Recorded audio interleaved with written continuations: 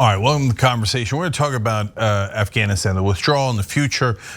We brought on Michael Starr Hopkins to do that. He's a Democratic strategist. Most recently, he worked as national press secretary for John Delaney's presidential campaign, and he's the senior vice president of Firehouse Strategies. Michael, welcome. Hey, thanks for having me. No problem. So, Michael, let's talk about the exit first, then I want to talk about what we're going to do with Afghanistan going forward. So, of course, no one thinks that it was a wonderful success. That's obvious. But who do you think is responsible? Because to me, it looked like it was the military who both screwed up Afghanistan this entire time, lied to us about how well it was going, and told us the Afghan military was ready, and then they crumbled. And our Pentagon didn't have a single plan in place. So do you agree that it's mainly the Pentagon who bungled this and who are basically miserable failures in Afghanistan?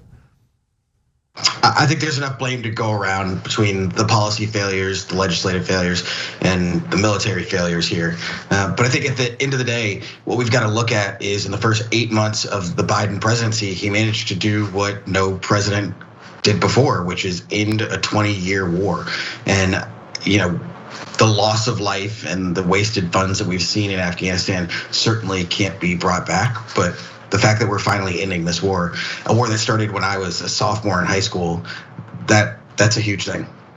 Yeah, and so look, does Biden share some of the responsibility? Of course, he's in charge of the entire government, including the Pentagon, including the intelligence agencies, and obviously he should ask for a better plan because the plan they presented to him, if they presented a plan at all, was miserable. But Michael, I just get frustrated that whenever I either watch or read any media, they never talk about the 20 years that the military has bungled this and honestly lied to us. I mean, didn't they say that the Afghan military was going to be in great shape and that they had done a great job of nation building and they were ready and we had the best weapons, which now the Taliban has, and they were ready and equipped? Is there ever going to be any accountability for massive failures in our military? I think just like we had the 9/11 Commission, I think there's going to have to be some kind of congressional act to figure out what happened. Because let's admit there were failures across the board, and our failure to be able to actually anticipate what was going to happen is something that we're going to have to study so that it never happens again. Because at some point there will be a mission in another country where we're going to need to help their government. And what we've seen in terms of the Afghan military laying down arms to the Taliban, what we've seen with the president of Afghanistan fleeing the country in the middle of the day and no one knowing. I think those are all things that need to be studied and need to really be analyzed, and we need to figure out how we can make sure that never happens again. Yeah, I mean, I read a story about how they trained the Afghan military, the US military did, with air support in mind. But once we leave, obviously there's no air support. They didn't think that through. It's stunning to me how bad they are at their jobs. And there's a bigger problem here. If you think about Afghanistan in terms of its long history, it's not and never has been a unified country. It's been, a couple major cities and then tribal regions that are mountainous with people who, often have never interacted with anyone outside of their tribe. And so the idea that we were just going to be able to prop up a military who felt a unified sense of purpose, I think that was really one of the failures we're going to look at in the long run and need to figure out how we can make sure that doesn't happen again. Ironically, Biden was right about that too. Also in regards to Iraq, he said Iraq was never a real country. There's the Sunni, the Shia, and the Kurd part, and that it should have been split into three. He's right. That things that are irrational drive me crazy, and unfortunately, it's a target-rich environment. We drew those lines. The world drew those lines after World War I. The Allies got together in France. We're like, I don't know, let's draw a line there. Let's draw a line there, and we're still trying to keep those countries together when they got no business together. We're seeing that all across the Middle East and Africa, which is kind of the problem. These imperialist lines were drawn, and now they were intentionally neighboring factions put together in the same country so they could never unite. And history plays out like this. Yeah. So Michael, in terms of what to do in the future, My answer is absolutely nothing. Get out, never go back, don't do drone strikes, just leave. And let ISIS-K and Taliban fight each other. Tell me why that doesn't make sense.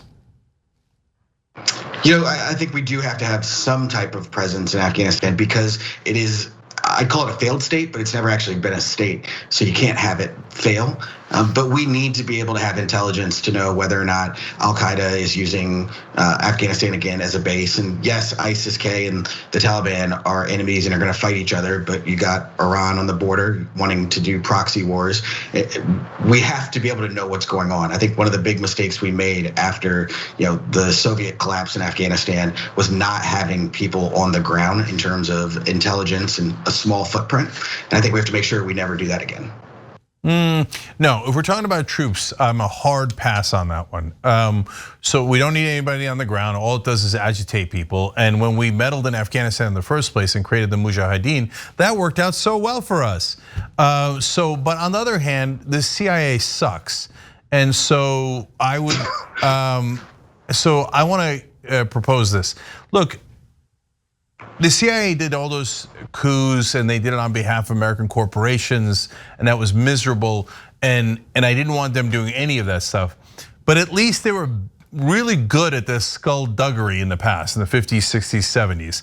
Unfortunately, they were good at it because it was terrible things to do, right?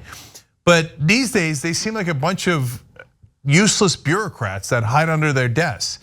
So, okay, should the CIA be in Afghanistan to see if the Al-Qaeda is reforming? Sure. Well, people will say, well, that's going to be at great danger to their lives.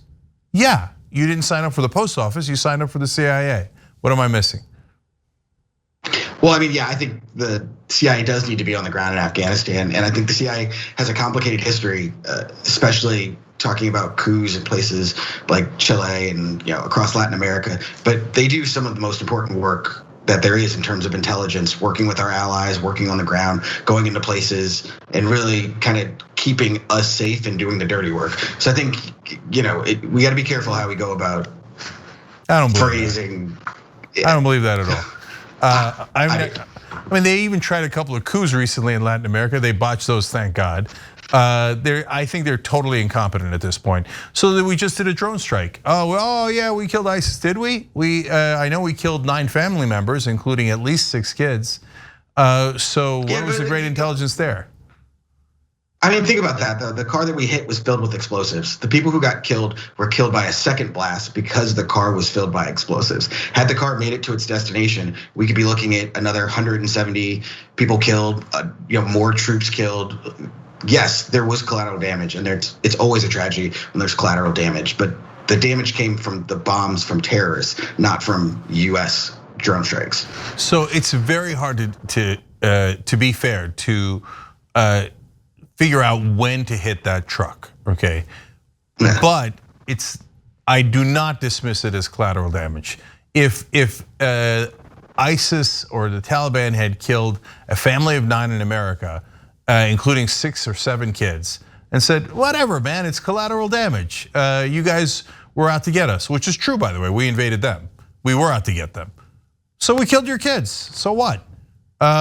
We meant well, right? Would we accept it? No, we bombed them into oblivion. So, and that's a false equivalency. Like, I don't think so. So you have a choice. If on one side it's 9 Afghanis are going to die, but on the other side it's 170 Afghanistan individuals are going to die, as well as Americans that are waiting to get in that airport. Now that's a false choice. I'll take that any day. No, Michael, that's a false choice. I mean, there are only in that situation. There's 2 problems with your analogy. Number one, your only choices aren't hitting them right next to the family or letting them proceed. So that's why I started with the CIA sucks. So if they were better at their job, and I know that it's hard, but they would find a place where you're not going to kill 6 kids, right? I'm not saying you don't ever hit it, and I'm not saying you don't ever do anything about that truck, but I am saying, yeah, no, they're not good at intelligence. And we bomb weddings all the time. We kill civilians all the time. We kill kids all the time. And every time we go, whoops, whatever, it's collateral damage. Well, that's why, by the way, I said we shouldn't be there in the first place. We shouldn't have been there in the first place for 20 years. We shouldn't be there in the future because we're not good at this. Every time we kill civilians, they go, oops, whatever, it's collateral damage. And secondly, they say the 169 dead, the reference you made to the bombing that ISIS-K did at the airport. Well, now the BBC is reporting we actually killed those people. So our service members were killed by ISIS in the bomb, and then both American and Turkish soldiers apparently panicked and fired into the crowd and killed tons and tons of civilians. Do you see why I say we shouldn't ever be there? Because all we ever do is cause more trouble. I mean, I guess I just disagree with the premise, though. In a war zone, there are absolutely going to be casualties. But the idea that we should have never been in Afghanistan, they were giving aid and comfort to Al-Qaeda. Not for 20 years. Which is what I was going to say. We should not have been in Afghanistan after we got Al-Qaeda out of Afghanistan. Nation building is what we have not been good at, and we should stop trying to do it. Yeah, and by the way, maybe next time Saudi Arabia, they actually did 9/11. So, but oh no, they give us oil. Oh, okay, they're allies. They support Israel. Oh, okay. None of it is based on rationality. None of it. It's based on warmongering and defense contractors, etc. That's my opinion. But it was an interesting conversation. Michael Starr Hopkins, thank you for joining us. It's always a pleasure. Yes. Thank you. Thanks for watching The Young Turks. Really appreciate it. Another way to show support is through YouTube memberships. You'll get to interact with us more. There's live chat emojis, badges. You've got emojis of me, Anna, John, JR. So those are super fun. But you also get playback of our exclusive member-only shows and specials right after they air. So all of that, all you gotta do is click that join button right underneath the video. Thank you.